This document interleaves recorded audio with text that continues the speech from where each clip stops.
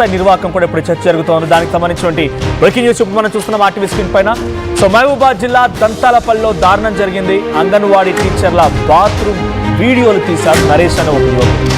నరేష్ పై Dantalapalli SI Ravikumar ఫిర్యాదు చేశారు టీచర్లు. అయితే ఫిర్యాదు తీసుకోకపోగా టీచర్లని బూతులు తిట్టాడంట ఆ సదరు ఎస్ఐ రవికుమార్. నిందితుడు నరేష్ని పోలీస్ స్టేషన్కి పిలిపించి నరేష్ ముందే తమ భర్తలని అసభ్యంగా తిడుతూ తొక్కి చంపుతానని చెప్పి బెదిరించాడంట అంగన్వాడీ టీచర్లని ఆ ఎస్ఐ రవికుమార్. సో మమ్మల్ని అవమానించాడు అని చెప్పి ఎస్ఐ రవికుమార్ని సస్పెండ్ చేసి తమను వేధించిన నరేష్పై చర్యలు తీసుకోవాలని ఇప్పుడు అంగన్వాడీ టీచర్లు డిమాండ్ చేస్తున్నారు. ఇక్కడ కనిపించినటువంటి ఆ ఎస్ఐ రవికుమార్ మరి ఆ నిందితుడికే ఏకంగా మహిళల యొక్క ప్రైవేట్ వీడియోలను చిత్రీకరించినటువంటి దొంగకే సద్దులు మోస్తున్నారంటే ఇక్కడ ఆ ఎస్ఐ ఎంత పెద్ద నిర్వాహకమో ఎస్ఐ యొక్క పనితీరేందో అర్థమవుతోంది. నిందితుడికే డైరెక్ట్గా తప్పు చేసిన వాడికే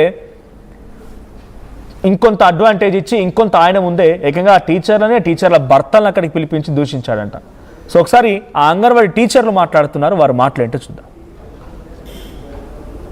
మహబూబాబాద్ జిల్లా దంతలపల్లి మండలం వేములపల్లి గ్రామం. నేను దొనకొండలో అంగన్వాడీ హెల్పర్గా డ్యూటీ చేస్తున్నాను.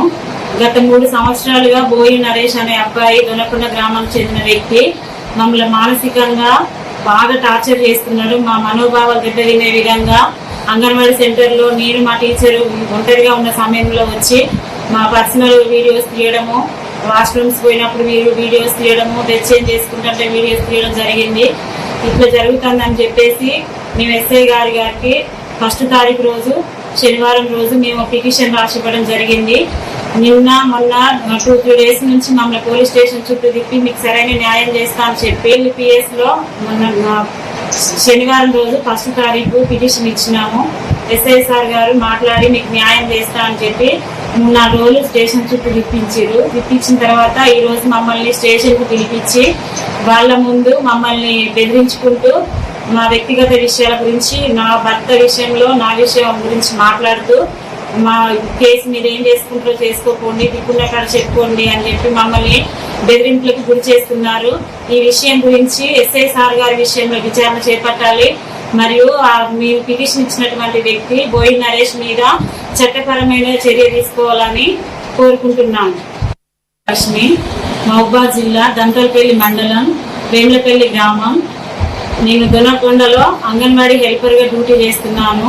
గత 3 సంవత్సరాలుగా బోయి నరేష్ అనే అబ్బాయి దొనకొండ గ్రామానికి చెందిన వ్యక్తి మమ్మల్ని మానసికంగా బాగా టార్చర్ చేస్తున్నాడు. మా మనోభావాలు దెబ్బతినే విధంగా అంగన్వాడీ సెంటర్లో నేను మా టీచరు ఒంటరిగా ఉన్న సమయంలో వచ్చి మా పర్సనల్ వీడియోస్ తీయడము, వాష్రూమ్స్ పోయినప్పుడు వీడియోస్ తీయడము, డ్రెస్ చేంజ్ చేసుకుంటుంటే వీడియోస్ తీయడం జరిగింది.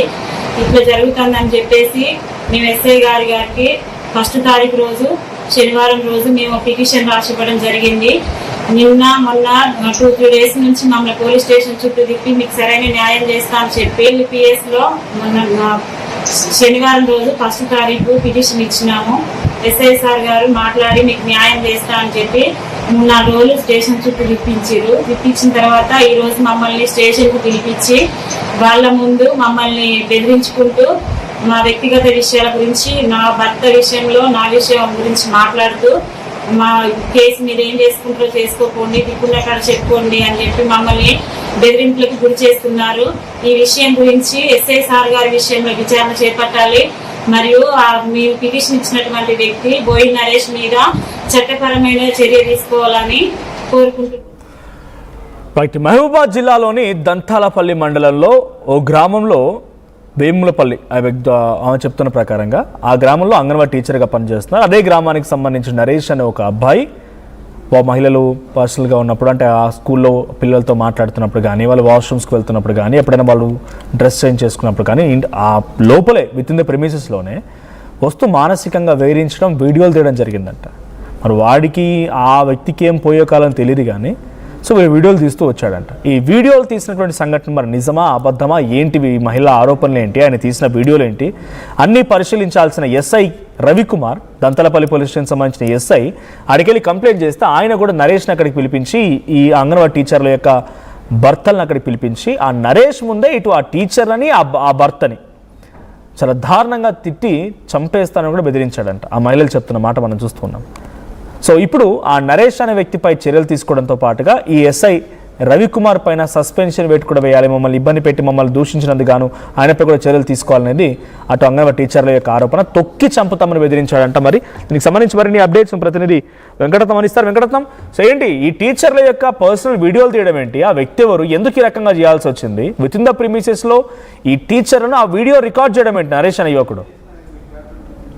ఇక్కడ బాత్రూమ్లలో వెళ్తున్నటువంటి దంతాలపల్లిలో అంటే అంగన్వాడీ టీచర్లు బాత్రూమ్ వీడియోలు తీసుకుంటున్నటువంటి నేపథ్యంలో ఇక్కడ తాటి ఉపాధ్యాయుడు తను నరేష్ అనేటువంటి వ్యక్తి తను వీడియోలు తీసినట్టుగా తెలుస్తుంది. అయితే నరేష్ పై కూడా వీళ్ళు పోలీసులకు ఫిర్యాదు చేశారు. దంతాలపల్లి ఎస్ఐ రవికుమార్ కు ఫిర్యాదు చేయడంతో ఇక్కడ వారు అంటే దాన్ని ఫిర్యాదు తీసుకోవాల్సినటువంటి అవసరం ఉంటుంది. దానికి సంబంధించి ఎవరైతే ఆ నిందితుడు ఉన్నారో తనని పిలిపించి మాట్లాడి కౌన్సిలింగ్ చేయాల్సి ఉంటుంది. అవసరం అనుకుంటే దాన్ని సిబిఐని పరిశీలించి శిక్షలు విధిస్తారా లేకపోతే కేసులు నమోదు చేస్తారా ఎవరైనా ఉండాలి. కానీ ఇక్కడ ఫిర్యాదు తీసుకోకపోవడంతో ఆ వచ్చినటువంటి మహిళా టీచర్లను కూడా దండబూతులు తిట్టి ఇప్పుడు వారిని ఇంకా బెదిరింపులకు గురి చేసేటువంటి ప్రయత్నాలు జరిగినట్టుగా తెలుస్తుంది. నిందితుడు నరేష్ మాత్రం పోలీస్ స్టేషన్ కు పిలిపించి నరేష్ ముందే తన భర్తలను కూడా అసభ్యంగా తిట్టారని చెప్పి బాధితులు ఆరోపిస్తున్నారు. ఇక్కడ వారు ఆ బెదిరింపులు చూస్తుంటే అంటే కూడా మీరు ఏం చేసుకుంటారో చేసుకోండి, అవసరనుకుంటే మిమ్మల్ని తొక్కి చంపుతారని చెప్పి బెదిరించడము, ఇటువంటి పోలీస్ స్టేషన్ లో లేనే ఒక అసభ్యకరమైనటువంటి పదజాలంతో దూషించడము, మరి ఎవరి ధైర్యంతో వీళ్ళు ఇట్లా చేస్తున్నారు అన్నది కూడా ఇక్కడ మహిళా టీచర్లు వారి భర్తలు కూడా ఆలోచన చేస్తున్నటువంటి పరిస్థితి. దీనిపై కూడా ఉన్నతాధికారులు కూడా ఫిర్యాదు చేస్తామని చెప్పి వాళ్ళు భావిస్తున్న నేపథ్యంలో ఇక్కడ మమ్మల్ని పిలిపించి కూడా అవమానించడానికి ఎస్ఐ రవికుమార్ ను అంటే అవమానించడానికి తనను పిలిపించాలని చెప్పి వాళ్ళ భర్తలు కూడా ఆరోపిస్తున్నారు. దీనికి సంబంధించి ఆ ఉన్నతాధికారులు దృష్టి సారించి రవికుమార్ ఎస్ఐ పై కూడా తగిన చర్యలు తీసుకుని సస్పెండ్ చేయాలని ఒక డిమాండ్ చేస్తున్నటువంటి పరిస్థితి. ఎవరైతే వేధింపులకు గురి చేసినటువంటి నరేష్ ఎవరైతున్నారో అతనిపై కూడా ఖచ్చితంగా చర్యలు తీసుకోవాల్సినటువంటి అవసరం ఉందని చెప్పి ఇక్కడ వాళ్ళు బాధితులు వారి బంధువులు చెప్తున్నారు.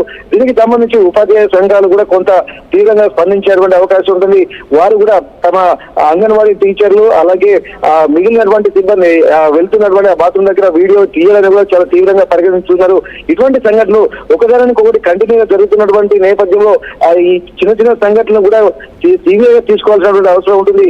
ఇట్లా ఉదాసీన వైఖరి అవలంబించడం వల్లే అవి పెరిగి మరింత ఘోరమైనటువంటి నేరాలుగా కూడా పరిణమించేటువంటి అవకాశాలు ఉంటుంది. కానీ ముందస్తుగా చర్యలు ప్రివెంటివ్ మెజర్స్ తీసుకోకపోవడం వల్ల కూడా ఇట్లా వాళ్ళను అంటే తెలిసినటువంటి వాళ్ళు ఎవరున్నా సరే అధికారాన్ని దుర్వినియోగం చేసుకోవడము, అలాగే బాధితులు ఎవరైతున్నారో ఆ బాధితులను కూడా బెదిరింపులకు గురి చేయడం ఇవన్నీ పరిపాటిగా మారడంతో ఇక్కడ బాధితులు కూడా తమ గోడు ఉన్నతాధికారులకు వెళ్ళబోసుకునేటువంటి పరిస్థితి కనిపిస్తుంది. ముఖ్యంగా తాము చెప్పుకోవాల్సినటువంటి స్థానికంగా ఉన్నటువంటి ఎస్ఐ రవికుమార్ ను మాత్రం ఇక్కడ మమ్మల్ని పిలిపించి అసభ్య పదజాలంతో దూషించి తమ భర్తలను కూడా తిట్టినందుకు ఆ ఉన్నతాధికారులు ఖచ్చితంగా చర్యలు తీసుకోవాలి, ఆ ఎస్ఐని సస్పెండ్ చేయాలని ఒక డిమాండ్ మాత్రం ఎస్ఐ ప్రవర్తన ఎందుకు అలా ఉంది? నిజంగానే ఆ మహిళ ఆరోపిస్తున్నట్టుగా నరేష్ పై ఆ ఫోటోలు తీశారు, వీడియో తీసాడని చెప్తున్నప్పుడు ఆ ఫోన్ చెక్ చేయాల్సింది, నిజంగా ఆ మహిళలు చెప్తున్నట్టుగా ఎంక్వైరీ చేయాల్సింది, అంటే ఇంకేదైనా ఆయన చర్యలు తీసుకోవాల్సి. కానీ ఎస్ఐ ప్రవర్తన ఎందుకు అలా ఉంది? నరేష్కి ఎందుకు మద్దతుగా ఇచ్చినట్టుగా ఆయన మాట్లాడుకొచ్చాడు? అయితే ఇక్కడ గమనించాల్సింది ఏంటంటే కొంత ఇన్ఫ్లుయెన్స్ చేసేటువంటి అవకాశాలు ఉన్నప్పుడు ఏంటంటే ఇక్కడ పోలీసు వాళ్ళు కూడా కొంత ఇన్ఫ్లుయెన్స్ కు గురి కాబడుతున్నారు. ఇక్కడ ఇట్లాంటి కేసులు సీనియారిటీ ఉన్నప్పుడే వాళ్ళని మ్యానిపులేట్ చేసేటువంటి అవకాశం ఉంటుంది. చాలా వరకు ఏసీబీ ట్రాబ్లలో అయ్యేది కూడా ఇట్లాంటివే. కాకపోతే ఏంటంటే ఎవరు కొంత ప్రలోభాలకు గురి చేపిస్తే వాళ్ళకి అనుకూలంగా కూడా న్యాయాన్ని పక్కన పెట్టి ఇక్కడ చట్టాన్ని కూడా తమ చట్టం వీళ్ళ చేతిలో ఉంది కాబట్టి దాన్ని దుర్వినియోగం చేస్తున్నటువంటి పరిస్థితులు కూడా మనం గతంలో చూస్తున్నాము. బాధితులు కూడా ఎంతో మొత్తుకుంటున్నటువంటి సందర్భంలో కూడా చట్టంలో ఉండి చట్ట పరిధిలో వీళ్ళు న్యాయం చేయాల్సిన అవసరం ఉంది కూడా ఇక్కడ కొంత ప్రలోభాలకు గురి కాబడుతున్నారన్న విషయం కూడా దీంట్లో మనం గమనించాల్సి ఉంది. మరి అక్కడ ఉన్నటువంటి మహబూబాబాద్ మన అక్కడ ఎస్ఐ రవికుమార్ మరి ఏ ప్రలోభాలకు గురయ్యాడా లేకపోతే పూర్తి విచారణ చేశాడా లేదా అన్నది కూడా మనం గమనించాల్సి ఉంటుంది. ఏదేమైనప్పటికీ కూడా ఒక మహిళలు తమ యొక్క మానవ ప్రాణాలకు రక్షణ కావాలని చెప్పి ఎన్ని చట్టాలు వచ్చినప్పటికీ కూడా స్పందించడంలో ఇక్కడ విఫలం కావడం వల్లనే ఘోరాలు వెళ్తున్నాయి, నేరాలు వెళ్తున్నాయి. కానీ పోలీస్ స్టేషన్కి వెళ్ళిన తర్వాత ఎస్ఐ రవికుమార్ స్పందించి బంధువులైనా సరే తెలిసిన వారైనా సరే ఎవరైనా సరే మహిళల పట్ల అమానుషంగా అనుచితంగా ఎవరు ప్రవర్తించినా ఖచ్చితంగా చర్యలు తీసుకోవాల్సినటువంటి అవసరం అయితే కనిపిస్తుంది. కానీ ఇక్కడ మనం చూస్తుంటుంటే ప్రలోభాలకు గురి కాబడ్డటువంటి అంశాన్ని కూడా మనం పరిగణించాల్సినటువంటి అవసరం ఉంటుంది. మరి పూర్తి స్థాయిలో విచారణ చేశారా లేదా అన్నటువంటి విషయాలు కూడా గమనించాల్సి ఉంది. ఎందుకంటే ఒక మహిళలుగా ఉండి తమ గురించి తాము అసభ్యంగా చెప్పుకొని పోలీస్ స్టేషన్ దాకా వెళ్ళేటువంటి అవకాశం ఉండదు. ఎందుకంటే తమకు ఒక ఇన్సెక్యూర్ ఫీలింగ్ ఉన్నప్పుడు మాత్రమే వారు పోలీస్ స్టేషన్ గడప వెక్కారంటే, పోలీస్ స్టేషన్ మీద ఎక్కారంటేనే దాన్ని చాలా సీవియర్ గా తీసుకోవాలి. అందులో తమకు కొంత ఇబ్బందికర వాతావరణము ఉన్నాయని తెలిసి గుర్తించి స్పెసిఫిక్ గా ఐడెంటిఫై చేసి వ్యక్తి పేరు కూడా చెప్తున్నారంటే ఖచ్చితంగా వీళ్ళు సీవియర్ గా తీసుకోవాల్సి ఉంటుంది. దీనిపై ఎంక్వైరీ కూడా వేయాల్సిన అవసరం ఉంటుంది. కానీ వచ్చిన మహిళలు మళ్ళీ పై స్థాయి అధికారులు కూడా ఫిర్యాదు చేశారు ఎస్ఐ పైన. సో పై స్థాయి అధికారులు ఏం చెప్తూ ఉన్నారు? ఎస్ఐ పై ఎటువంటి చర్యలు ఉండే అవకాశం ఉంది? పై స్థాయిలో ఉన్నటువంటి అధికారులకు ఫిర్యాదు చేసిన తర్వాత వారు కూడా స్పందించి దీని మీద ఎంక్వైరీ కూడా నడుస్తుంది. ఒకవేళ వీరి దగ్గర కావాల్సినటువంటి ఎవిడెన్స్, ఆయన ఫోన్ లో కానీ ఆ ఫోటోలు కానీ ఏమైనా వీడియోస్ కానీ తీసినటువంటి నిర్ధారణ జరిగినట్టుగా తెలిస్తే మాత్రం అతనితో పాటు ఎస్ఐపై కూడా కఠిన చర్యలు తీసుకునేటువంటి అవకాశం ఉంటుంది. ఎందుకంటే ఇప్పటి వరకు జరుగుతున్నటువంటి నేరాలలో ఉదాసీన వైఖరి అధికారులు అవలంబించడం వల్లనే అవి చిరిగి గాలివారగా మారుతున్నాయి. మరింత నేరాలకు పురికొల్తున్నటువంటి పని కనిపిస్తుంది. ఎప్పుడైతే ఫ్రెండ్లీ పోలీసులు వచ్చిన తర్వాత ఫ్రెండ్లీ పోలీసులు కూడా కొంతమంది రెగ్యులర్ గా కమ్యూనికేషన్స్ ఉన్నటువంటి వాళ్ళు దాన్ని ఆసరాగా వాడుకుంటున్నటువంటి పరిస్థితి. అట్లాంటి నేపథ్యంలోనే ఇక్కడ ఈ వాతావరణాన్ని కూడా కొంత మనం బ్రేక్ చేయాలి. ఖచ్చితంగా రూల్ ఫర్ ఆల్ అన్నటువంటి ఒక కాన్సెప్ట్ మాత్రం ఖచ్చితంగా అధికారులు ఉపయోగించాలి. ఎందుకంటే ఎవరైనా సరే మహిళలు వారి దగ్గరకు వచ్చినప్పుడు మరి వారి కుటుంబ సభ్యులు కూడా అట్లాంటి బాధితులు కూడా ఉండేటువంటి అవకాశం ఉంటుంది. అంటే తనకు ఒక న్యాయం, పరదాలకు ఒక న్యాయం అన్నటువంటి ప్రశ్నలు కూడా సంధిస్తున్నారు. ఈ మధ్యలో జరుగుతున్నటువంటి ఉమ్మడి వరంగల్ జిల్లాలో మహిళలపై కూడా అఘాయిత్యాలు పెరుగుతున్నటువంటి సందర్భాలు కూడా చాలా చూస్తున్నాం. కాబట్టి మళ్ళీ ఇట్లాంటి సంఘటనలు ఇంకా తీవ్రంగా కాకుండా అంటే ఖచ్చితంగా ఉన్నతాధికారులు చర్యలు తీసుకోవాల్సినటువంటి అవసరం అయితే స్పష్టంగా కనిపిస్తుంది. Manoj, thank you Venkataratnam. So Mahabubabad జిల్లాలోని దంతాలపల్లి మండలంలోని ఓ గ్రామంలో అంగన్వాడీ టీచర్ ఎదుర్కొంటున్న సమస్య పైన ఓ నరేష్ అనే యువకుడిపై ఎస్ఐకి ఫిర్యాదు చేస్తే ఎస్ఐ ఏకంగా ఆ మహిళల్ని దూషించాడు, ఆ మహిళల్ని తమ భర్తల్ని తిట్టాడు. నరేష్ ముందే ఇదంతా జరిగింది. సో అటు నరేష్ పై చర్యలు తీసుకోకపోగా మమ్మల్ని దూషిస్తున్నాడంటూ మహిళలు మళ్ళీ పై స్థాయి అధికారులు ఫిర్యాదు చేశారు. మరి ఎస్ఐ రవికుమార్ పైన ఇక్కడ ఈ ఘోరానికి అంటే వాళ్ళ ప్రైవేట్ ఫోటోలు తీయడం, వీడియోలు తీయడం, వాళ్ళని అసభ్యంగా మానసికంగా వేధించడం పైన ఆ నరేష్ పై ఎటువంటి చర్యలు తీసుకుంటారో చూడాలి. సో ఇలాంటి వాళ్ళు ఎలా శిక్షించాలి? మీ అభిప్రాయం ఏంటో కామెంట్ చేయండి.